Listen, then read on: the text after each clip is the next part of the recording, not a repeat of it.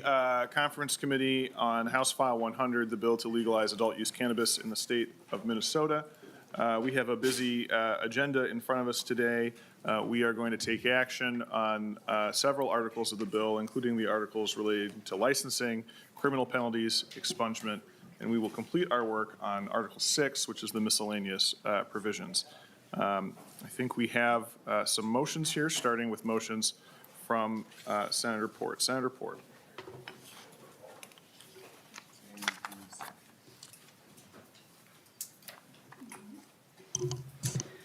I move the adoption of Article 1 provisions as described and modified by the paired summary document. Senator Port moves adoption of Article 1 as modified by the summary document, which was posted yesterday. Article 1 is the licensing section of House File 100. Discussion to the motion. Senator Rasmussen. Thank you, Mr. Chair. And I was wondering, as we're talking about Article 1 and licensing, if either you or Senator Port can maybe talk about if we have a license holder in the future who, perhaps violates the medical claims section or violates some other part of Article 1 in the licensing agreement, what enforcement is in place, whether it's civil or criminal, to make sure that those who are holding the licenses, if they don't abide by what's in Article 1, that they'll face consequences for their actions. Senator Rasmussen, I think that depends significantly on what type of misconduct or violation you're talking about. I mean, there could be regulatory consequences, there could be civil consequences, there could be criminal consequences, depending upon what kind of misconduct you're thinking about. So I don't know if you can be more specific in your question, or if you have a specific concern in mind. But just generally speaking, all of three of those remedies are available for different types of infractions. Senator Rasmussen. Thank you, Mr. Chair. And yes, I would say my concern, and one in particular, would be on cannabis retailers who are making false medical claims. And even though in Article 1 we talk about that being not permitted, I'm just concerned that we don't have specific language on what civil or criminal penalties could apply. It seems like we're leaving up a lot to the Office of Cannabis Management to kind of figure that out, or I guess they could pull their license. But I just think that when I look through Article 1, I think that's something we want to make sure that we get right before these licenses are up and running. Thanks, Senator Rasmussen. And I certainly am concerned about people making false medical claims. And of course, I think we do have a body of law about making false medical claims just in the world generally. And as you point out, there are regulatory consequences potentially for licensees doing that, including suspension or loss of license, depending upon the situation and what tools the office deems are appropriate for the conduct. Any further discussion to the Port motion?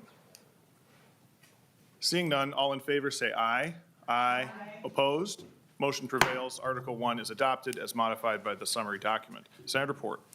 Mr. Chair, I move the adoption of Article 4 provisions as described and modified by the paired summary document. Senator Port moves adoption of Article 4 as modified by the summary document, which was posted last night. Article 4 is the criminal penalties section of the bill. Discussion to the motion. Seeing no discussion, all in favor say aye. Aye. Aye. Opposed? Motion prevails. Article 4 is adopted as modified by the paired summary document. Senator Port.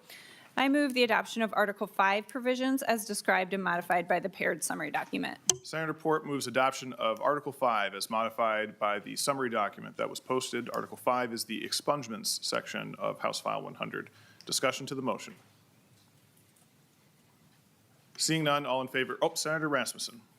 Thank you, Mr. Chair. I was wondering if either you or Senator Port could talk about how the expungement language in this bill would either compare or complement or conflict with the language that's in the public safety omnibus bill in terms of, I think it's called the Clean Slate Act. And if you guys could just maybe talk about how this would interact with that, if at all. So thank you, Senator Rasmussen. I'll do my best, and then I'll look over at Ben Johnson and see if he thinks that I'm doing anything wrong or saying anything that's incorrect. But I think what is important to note, first of all, is that this bill includes expungement of felonies that go to the Cannabis Expungement Board, and I don't believe Clean Slate relates to felony expungement. Clean slate has to do, there is an automatic expungement of this bill that has some interaction with clean slate in that our expungements are following sort of a similar automatic process that the clean slate contemplates, but on a different timetable. The expungements in this bill of cannabis-related offenses that are not felonies and thus covered by the automatic expungement happens sort of as soon as possible. Clean slate happens sort of after a period of time upon conviction or final action disposition of the case. And I don't know, Mr. Johnson, if you have anything to add to that that I screwed up or left out. Mr. Johnson. Mr. Chair, members, I would say that's a very accurate description. I would only add to that by saying that the expungement provisions in here, particularly those related to the Cannabis Expungement Board, also allow for resentencing. The resentencing would be consistent with effectively the changes in the law, allowing certain felony offenses to be resentenced as a gross misdemeanor or misdemeanor offense if that was appropriate, if the board determined that was appropriate. That's not a power that's granted to the automatic expungement process that is in the Clean Slate Act. I think that's the most significant difference that Representative Stevenson didn't mention. Any further discussion to the Port motion? Seeing none, all in favor say aye. Aye. Opposed? Motion prevails, and Article 5 is adopted as modified by the summary document. Senator Port. I move the adoption of Article 6 provisions as described and modified by the paired summary document. Senator Port moves adoption of Article 6 as modified by the paired document. These are the first two sections of Article 6 that we did not take action on Friday. These are compacting provisions related to adult use in medical cannabis. Discussion to the motion. Seeing no discussion, all in favor say aye. Aye. Opposed? Motion prevails. And Article 6 provisions as described and modified by the paired summary document are adopted. Members, we will now have a large number of amendments that we will consider.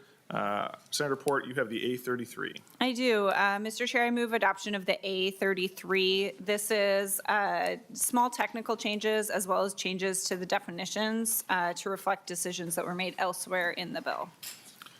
Senator Port moves the A33 amendment, which should be before everyone. Discussion to the A33 amendment.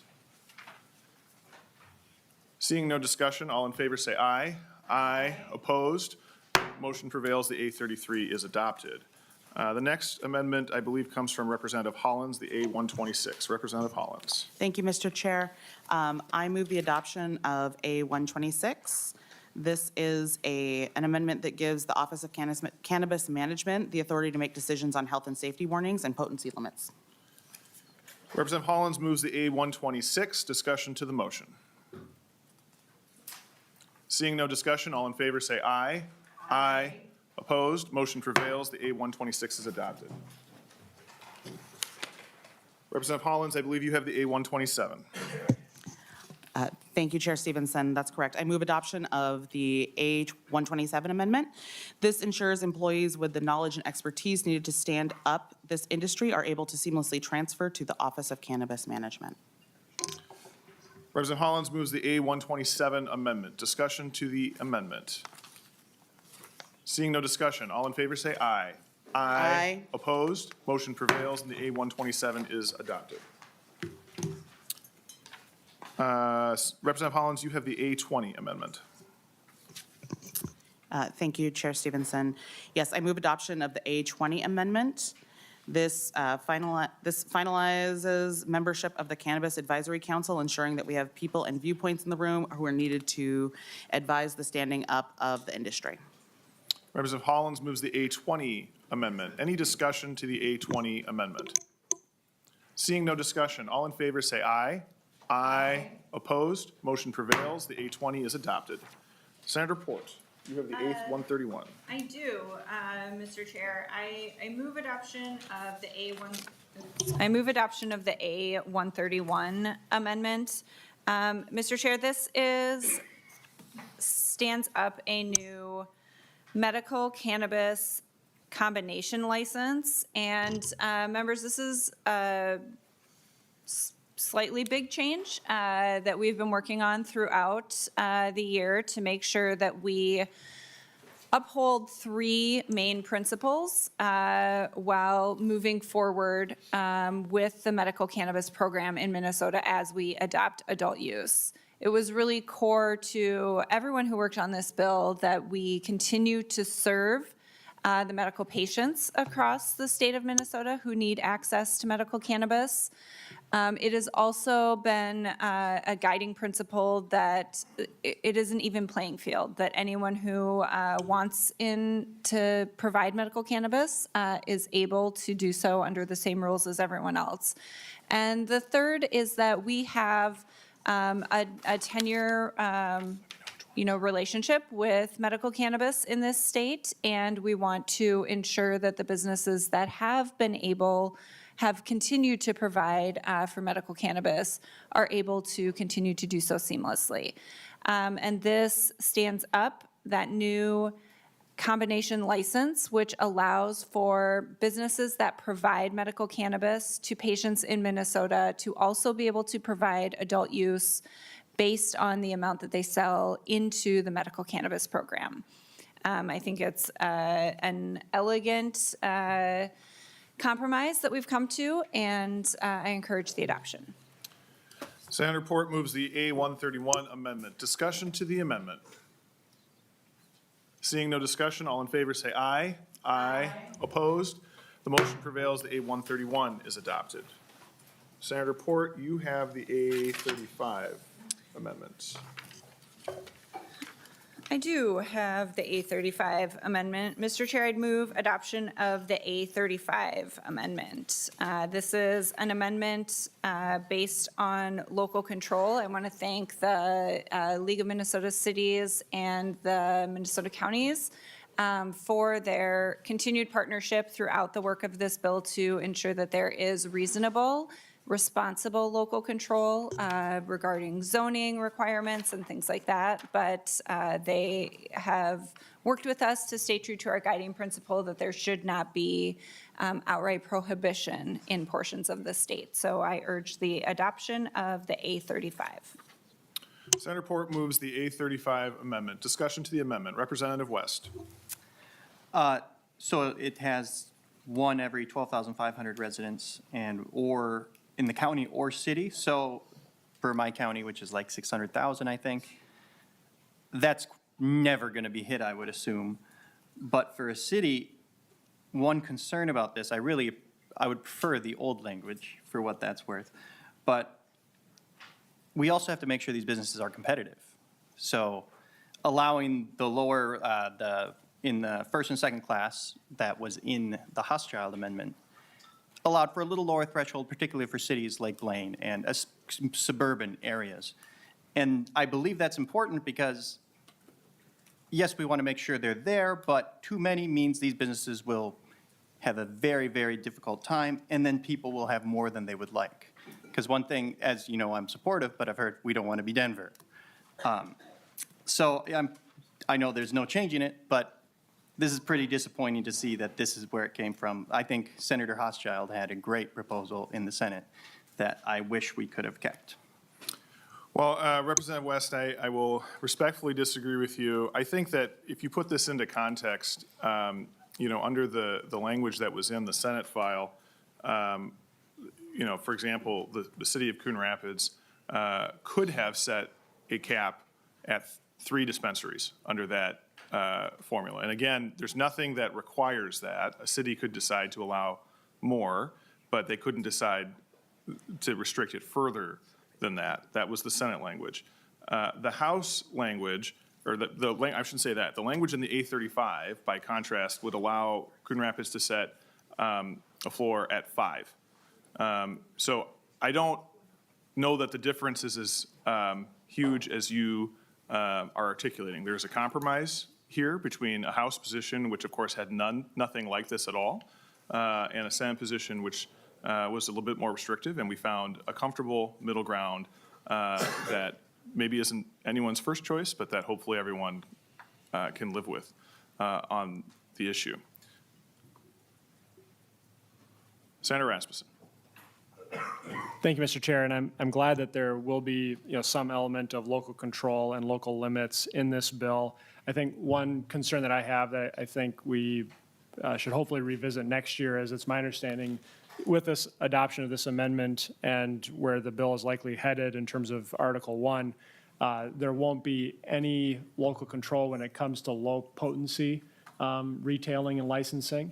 And one of the concerns that I have with the low potency licensing is that it's really going to expose a whole new set of consumers to cannabis products who aren't necessarily seeking it out.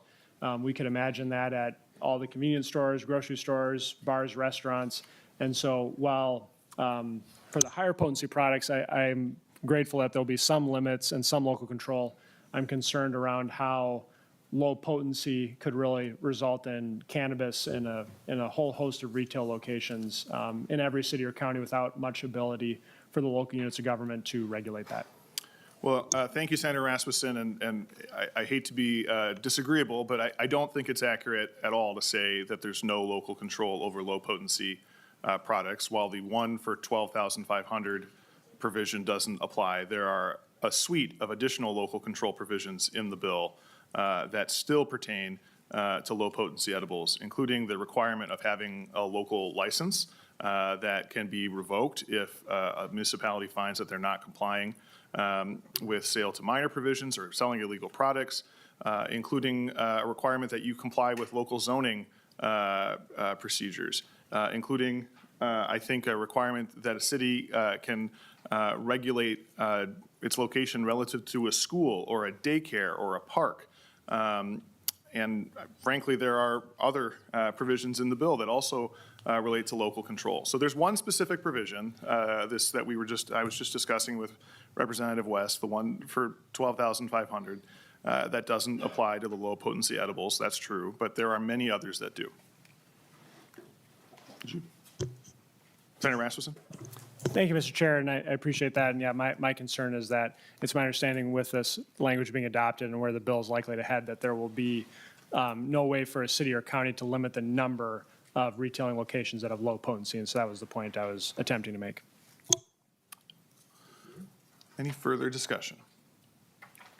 Seeing none, all in favor, say aye. Aye. Opposed? Motion prevails, and the A35 is adopted. Our next amendment comes from Representative Hollins, the A128. Thank you, Chair Stevenson. I move the A28 amendment. This expands the criminal background check required for a license to every person involved in the business and management. Representative Hollins moves the A128 amendment. Any discussion to the motion? Seeing no discussion, all in favor say aye. Aye. Opposed? Motion prevails. The A128 is adopted. Representative Hollins, you have the A130 amendment. Thank you, Chair Stevenson. I move adoption of the A130 amendment. This amendment updates the definition of a social equity applicant in the bill to properly reflect the timeliness around cannabis conviction. Any discussion to the A130 amendment? Representative West.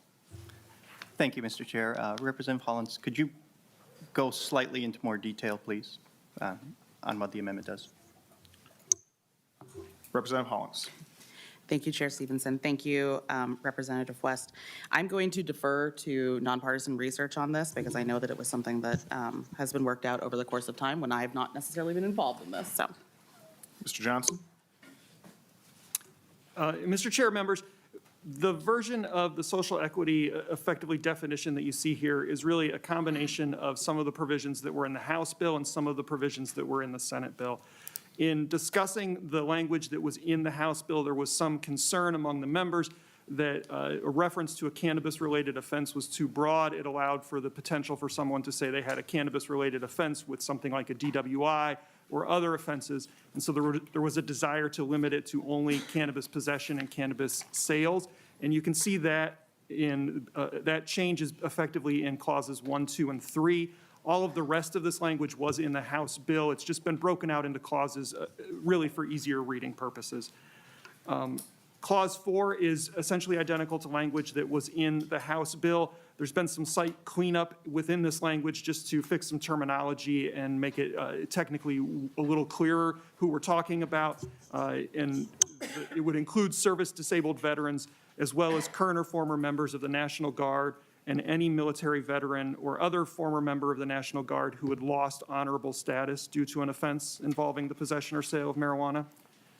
Clause 5 was originally in the House bill and remained in the Senate bill. There was some changing in the House bill. This is taking the Senate language on this with no other changes.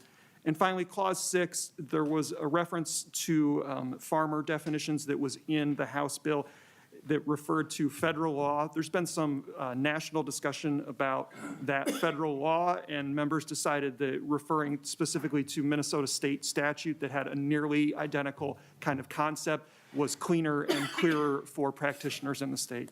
Mr. Chair, that's the summary. Senator Rasmussen. Thank you, Mr. Chair. And a follow-up question for Mr. Johnson. Mr. Johnson, is the date of May 1, 2023 also new language that isn't in the House and Senate bills? Mr. Johnson. Mr. Chair, Senator Rasmussen, thanks for pointing that out. You are correct. My understanding is there was some question about wanting to avoid any sort of bizarre incentive for people to go out and obtain some sort of cannabis-related conviction. And so this is effectively backdated so that there's no fake incentive for somebody to go out and get a possession offense.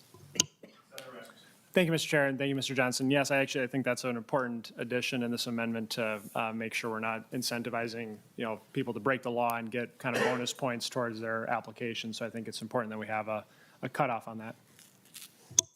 Further discussion to the A130. Senator Olmo-Verbate. Thank you, Mr. Chair. I just think this is fantastic that we're defining the social equity applicant this way.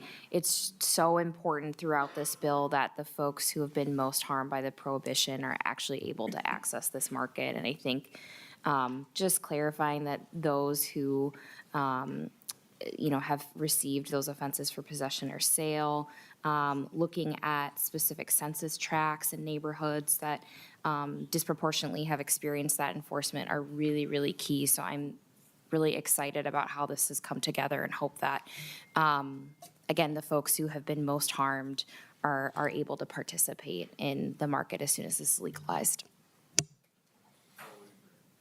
Any further discussion? Seeing none, all in favor say aye. Aye. Opposed? Motion prevails and A130 is adopted. Representative Hollins, you have the A27.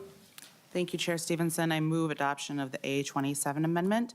This provides further data classification for things like investigations. Any discussion to the A27 amendment? Seeing none, all in favor say aye. Aye.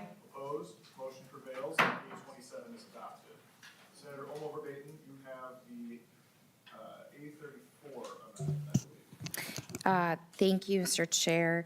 This amendment sets final canopy sizes for licenses and allows the OCM to adjust canopy size to ensure demand is met. I know this, as well as the next set of amendments, are due to some conversation that we've had with folks about just sort of getting into the market.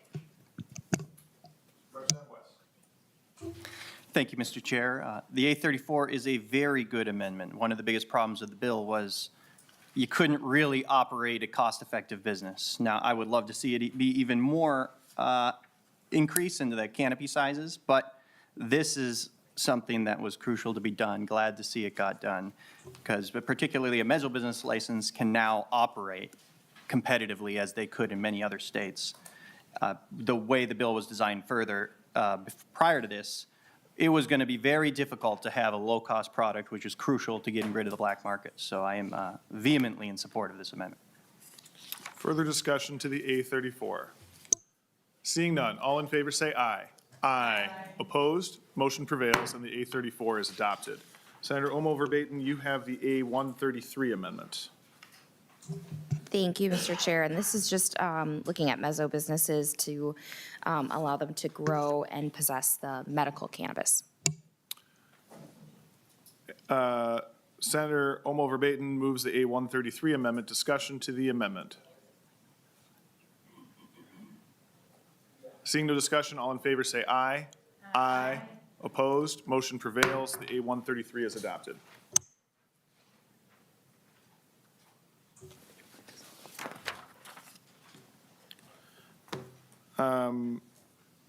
Senator Omo Verbatim, you have the A134 amendment. Thank you, Mr. Chair. We had a number of labor peace agreements in the bill, and this is just making sure that those apply to low-potency hemp manufacturers. Senator Omo Verbatim moves the A134 amendment. Discussion to the amendment. Senator Rasmussen.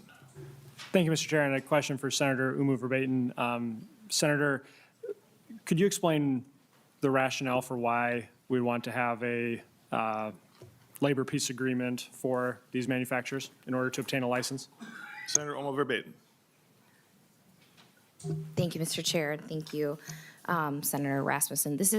I think these are really important just to make sure that there aren't disruptions that are going to get in the way of us, ramping up this market. But I would also defer to Chair Stevenson and Chair Port. I know they've been leading a lot of these conversations with folks on the importance. Senator Rasmussen. Thank you. And I just, with this amendment, and again, when we talk about disruptions to the market, I just want to remind people that we're talking about recreational cannabis, and in this case, low-potency edibles. This isn't airlines, it's not the defense industry. And so I guess, I just have concerns about having in state law a requirement to get a license that you basically have to have an agreement with a third-party labor organization. And I just have concerns around us doing that here in this bill, because to my understanding, I don't know if we do it anywhere else in state law. Any further? Representative West. To Senator Rasmussen's point, this also is going to open, there's already labor peace agreements in the bill, and I guess we can stomach those, but this is going to open up to serious litigation that we've seen in other states that require labor peace agreements. And a low-potency hemp edible manufacturer is actually in a tough position in this bill because it is very expensive to make these products compared to a standard adult use edible product. You need to use considerably more plant matter and extract in order to make it. So they already have higher costs to manufacture these. They have more limits than the manufacturing other edibles, and this is just another burden on them. I think it makes it more difficult. It does make it more difficult to operate these. And it likely opens up to legal challenges. I think we should not accept this amendment, and I'd request a roll call on this. Representative West requests a roll call. There will be a roll call. Further discussion on the A134 amendment. Seeing no discussion, Mr. Dockendorf will take the roll. The chair votes aye. Stevenson, aye. Representative Hansen. Aye. Hansen, aye. Representative Hollins. Aye. Hollins, aye. Representative Kozlowski. Aye. Kozlowski, aye. Representative West. No. West, no. Chair Port. Aye. Port, aye. Senator Murphy. It's not here. Senator Umu Verbatim. Aye. Umu Verbatim, aye. Senator Pa. Aye. And Senator Rasmussen. There being 4 ayes and 1 nay from the House and 3 ayes and 1 nay from the Senate, the motion prevails and the A134 is adopted. Senator Pa, you have the A129 amendment. Thank you, Mr. Chair. I move the A129 amendment, civil actions to include products sold for on-site consumption. This adds products sold for on-site consumptions to the dram shop language. Senator Pa moves the A129 amendment. Discussion to the A129. Seeing no discussion, all in favor say aye. Aye. Opposed? Motion prevails and the A129 is adopted. Representative Hollins has the A140 amendment. Thank you, Chair Stevenson. I move adoption of the A140 amendment. This adds cannabis to the list of acts prohibited while under the influence, updates criminal penalties for illicit cannabis use, and adds cannabis to DWI substances. Any discussion to the A140 amendment?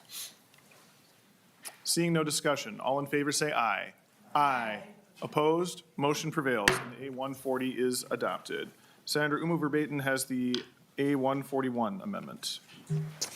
Thank you, Mr. Chair. So we talked a lot about expungement in this bill, making sure that that happens as quickly as possible. And it's really important that folks are able to access this information. So this will ensure that individuals are given information about access to expunged records for immigration purposes, and then provides immunity around expunging records. It also adds sales crimes to those that to be reviewed for expungement or resentencing by the Cannabis Expungement Board. Ensures the board is able to quickly, do this work. Any discussion to the A141? Seeing none, all in favor say aye. Aye. Opposed? Motion prevails and A141 is adopted. Representative Kozlowski has the A37 amendment. Representative Kozlowski.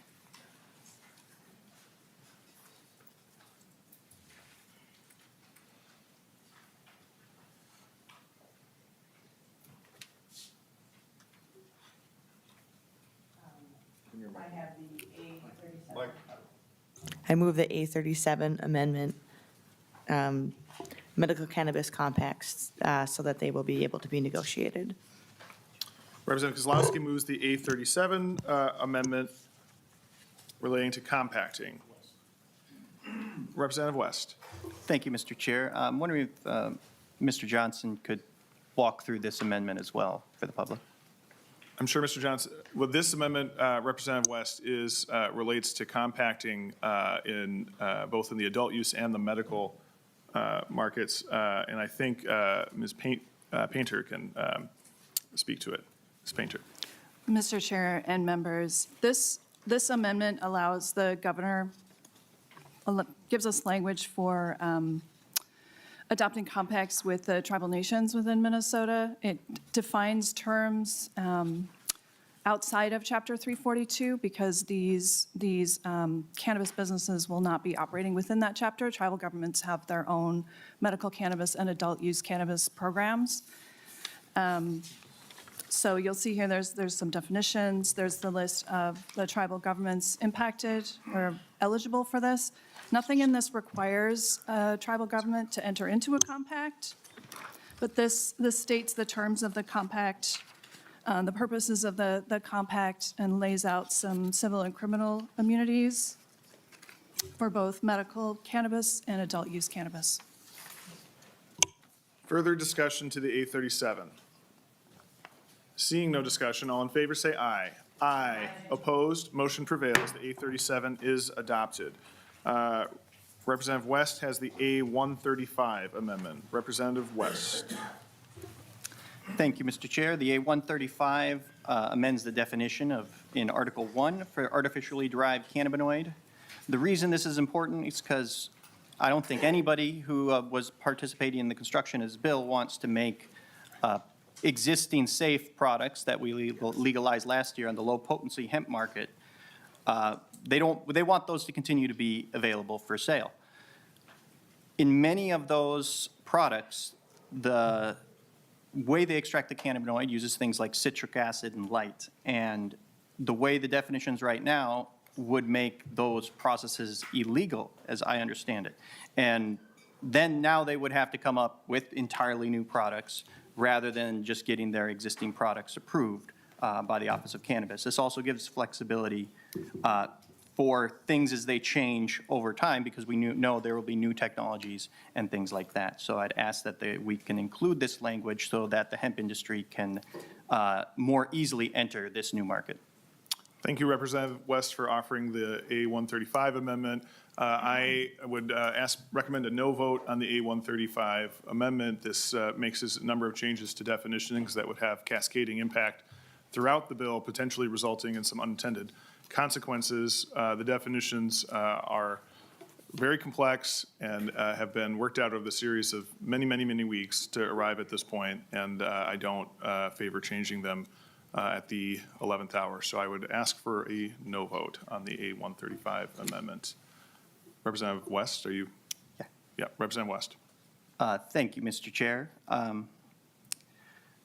This is one big frustration of how, not really as much this bill was handled, but if we're going to end early, it really, as the House leadership has suggested, these are the kind of things we should have more time to work out. And this is going to be damaging for the hemp industry, which I don't think anybody in this room wants to hurt, but this, in reality, it will hurt them. The one thing I would suggest is if we need to make it more narrow, if we can include this language in, as you've said in numerous conversations going forward, some element of this language, particularly around the practices already being done by the hemp industry. If we can look at that in the future, that would be incredibly beneficial because it'll be a while before the office is being able to approve products.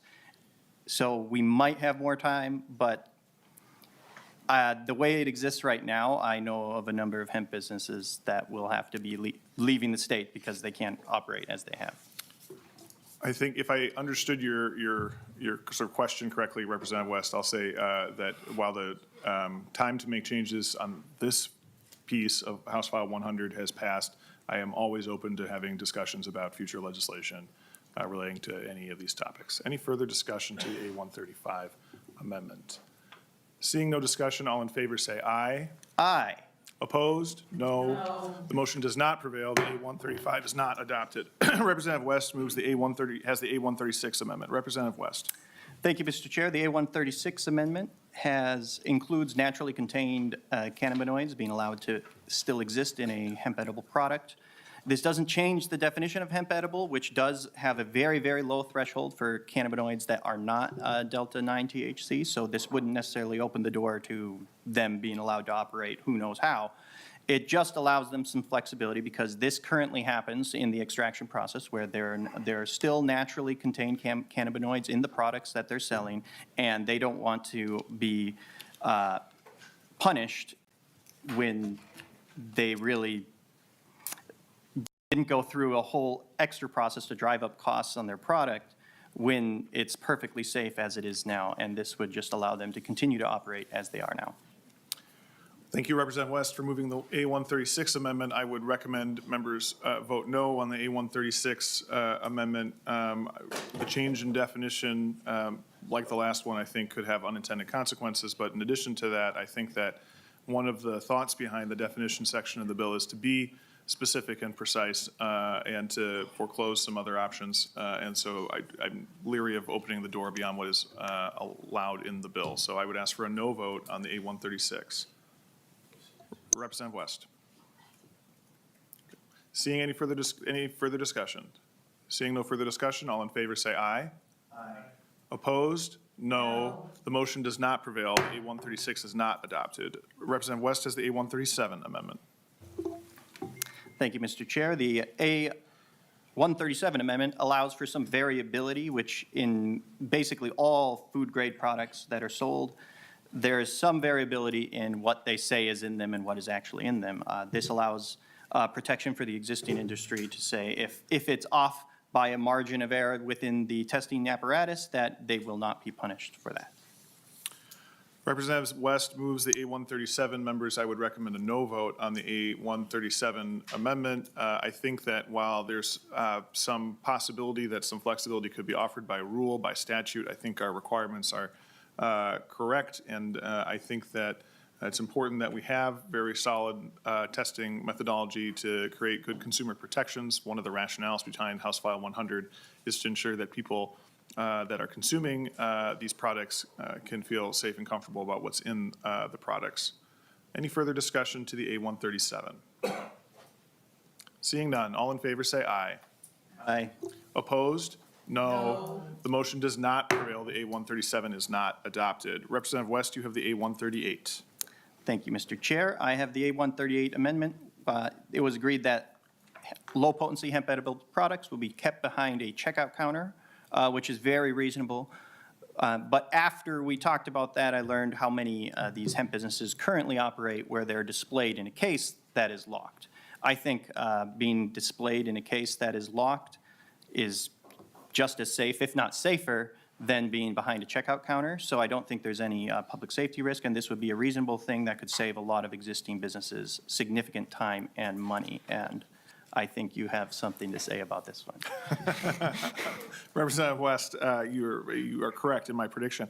Representative West, I think you have an interesting idea here and one that I'm open to. I would ask that you withdraw the amendment for today so that we can think a little bit more about it and discuss it. And we are going to have another meeting of this conference tomorrow, and if you would offer it again there, we can take final action at that time. But while I'm not ready to say yes, that I would support it today, I might be tomorrow, so I'd ask you to consider withdrawing the amendment today. Representative West. Thank you, Mr. Chair. That is good to hear, and I also don't need to offer the A139, which is essentially the same thing. We can save a little bit of time, but this is something that I think is incredibly reasonable, small, not a big burden on drafting drafters, which is what my goal was here. So thank you, Mr. Chair. I withdraw the 138. Representative West withdraws the A138 and also withdraws the A139. Senator Rasmussen, you have the A40. Yes, Mr. Chair, I'd offer the A40, and I'm happy to describe it. Senator Rasmussen moves Thank the you. A40. Thank you, Mr. Chair. So this bill does a few different things in addition to legalizing and setting up a legal structure for cannabis sales for recreational purposes. One of the concerns that I think everyone in this committee has is about the black market emerging, the illicit market emerging. We've seen in some states such as California and New York where they've really struggled, even with a legal structure in place, to get the illicit market under control. One of the concerns, especially when I talk to members of law enforcement, that they have with this bill currently is that before we have legal, regulated recreational cannabis up and running, we will be meaningfully changing the penalties for possession and sales coming soon. There's some changes that are made in August of this year, and the others we make January 1st of next year. And so my amendment, it doesn't change any of the penalty changes, the petty misdemeanor for possession of under 2 ounces. It keeps that the same, so that'll go into effect August 1 of this year. But for all other possession and sales crimes that are currently on the books, it would push out that date to August 1 of 2024. And from the conversations I've had with agencies and with members of this committee, there's very low likelihood that any of these licenses will be out and up and running before August 1 of next year. And so this will help law enforcement be able to really make sure there isn't an illicit market that fills this vacuum in between the period of this bill passing and licenses being issued. So I'd ask for members' support of the A40. Senator Port. Thank you, Mr. Chair. Members, I ask for no vote on this amendment. I understand the reasoning behind it, but I think the cornerstone of this bill, as we have moved through the many committees that we have gone through, is that prohibition is a failed system that has not achieved any of the desired outcomes. This just means another year of criminalizing, particularly communities of color. It hasn't worked in the past. It's not going to magically start working this year. I strongly urge a no vote on this amendment. Further discussion to the A40. Senator Rasmussen. Thank you, Mr. Chair. And I would just, ask members to consider the fact that we will be substantially reducing the criminal penalties for sales and possessions, even if my amendment is adopted here today. We're just giving law enforcement the tools that they currently have to ensure that we don't have an illicit market expand during the gap between this bill passing and the legal licenses being issued.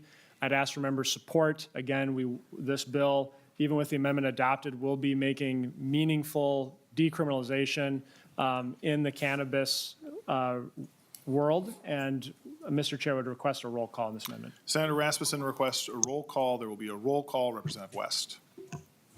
Thank you, Mr. Chair. I think Senator Rasmussen's amendment's reasonable because a big goal of ending prohibition is to eliminate the black market. Prohibition is what makes the black market dangerous, as we know, and this extra early legalization gives them more time to operate in a meaningful way to make some serious money. And when money is made in these kind of markets, People can get hurt, and it is dangerous. Allowing this a little earlier, even though I'm, as you know, in vehement support of legalization, I think it's better to line these dates up a little bit so that we don't give an edge to the black market before the legal market has a chance to compete. Seeing no further discussion, Mr. Dockendorf will take the roll. The chair votes no. Stevenson, no. Representative Hanson. No. Hanson, no. Representative Hollins. No. Hollins, no. Representative Kozlowski. No. Kozlowski, no. Representative West. Aye. West, aye. Chair Port. No. Port, no. Senator Umu Verbatim. No. Umu Verbatim, no. Senator Pa. No. Pa, no. Senator Rasmussen. Aye. Rasmussen, aye. With 1 aye and 4 nays on the House side and 1 aye and 3 nays on the Senate side, the motion does not prevail. The amendment is not adopted. Senator Rasmussen, I think you're doing the A42, not the A41, is that right? Correct, Mr. Chair. I just have one more amendment for us today. And so with that, I would move the A42, and I'm happy to describe it. Senator Rasmussen moves to A42. Senator Rasmussen. Thank you, Mr. Chair. So this amendment actually comes from a health professional, a doctor who had sent written testimony to this committee ahead of the hearing today, talking about the cannabis education programs that's highlighted in Article 6. And essentially here, the concern was, especially as this committee has discussed, the impact of cannabis, can affect brain development up to the age of 25. And so this medical professional just wanted to make sure as a part of the cannabis education programs that we were also including adults and not just youth. The current language just impacts youth. And then it would also ask the commissioner to consult with professional medical organizations. And in addition, as a part of conducting this educational program, would ask that the commissioner engage and consult with youth, young adults, seniors, and professional medical organizations. And so I think it just leaves a reminder there for the Commissioner of Health to be engaging a broad set of stakeholders and to be thinking not just about minors, but also adults as a part of the cannabis education program. Senator Port. Thank you, Mr. Chair and Senator Rasmussen. I am interested in taking a little bit of a deeper look at this with you. There are multiple sort of education programs and grants throughout the bill. I'm wondering if you would consider withdrawing your amendment today, having us discuss it this afternoon with the various ways the various programs interplay, and we could bring it up again tomorrow. Senator Rasmussen. Thank you, Mr. Chair, and thank you, Senator Port. Yes, happy to discuss, and with that, I will withdraw the A42. Senator Rasmussen withdraws the A42. Senator Port, you have a motion, I believe.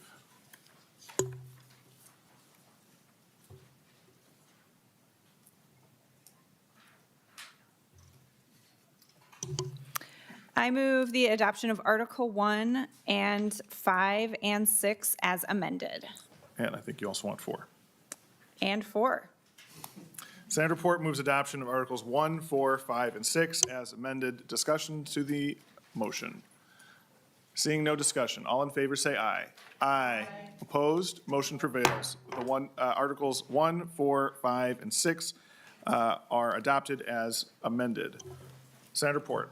I move to let nonpartisan staff make technical changes to, I can't read your handwriting, Mr. Chair. Reflect the will of the To committee. reflect the will of the committee. Mine would be even worse. So Senator Port moves to allow nonpartisan staff to make technical changes that are necessary to reflect the will of the committee. Any discussion to the motion? Seeing no discussion, all in favor say aye. Aye. Opposed? Motion prevails, and nonpartisan staff are authorized to make technical corrections. Members, this concludes our agenda for today. As I mentioned earlier, I expect that we will meet tomorrow and take up the remaining articles, Articles 2 and 9, as well as potentially some other minor changes. With that, the meeting is adjourned.